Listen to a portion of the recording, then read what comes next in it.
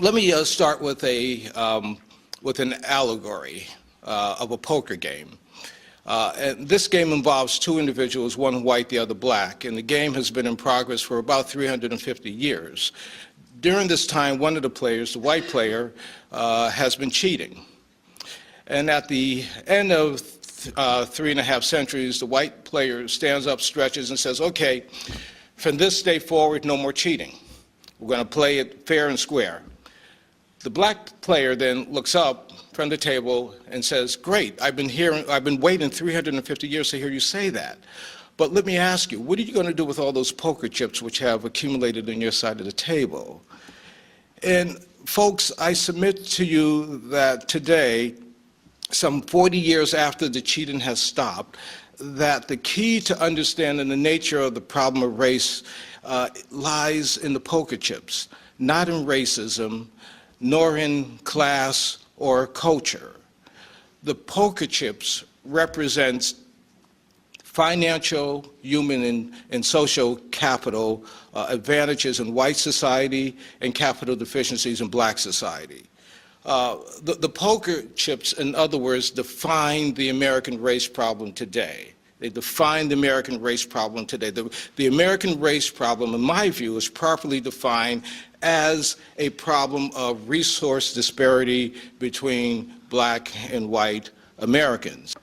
To be sure, African Americans on an individual level are experiencing unprecedented racial opportunities and success today. There's no doubt about that. These contrasting racial dynamics of individual success and opportunities and a kind of collective black nihilism make defining the problem of race today very difficult. So one can quite understand those conservatives who argue that the best way to define the race problem today is not to define it at all. The problem we face, they argue, is one of culture or class. Liberals, in contrast, insist that we still have a race problem today, and the problem as they define it is one of white racism. And for liberals, they define the problem less in terms of individual racism than institutional or societal racism. In my view, both conservatives and liberals are wrong. The conservative conceptualization of the problem is wrong because, for example, college-educated black men are doing everything that conservatives say blacks ought to be doing culturally, and yet today they earn $20,000 a year less than their white counterparts. Liberals are also wrong in their characterization of the race problem because racism and discrimination have certainly declined since the end of the civil rights movement. 43% of whites voted for a black president. That would not have happened when the black table was in session.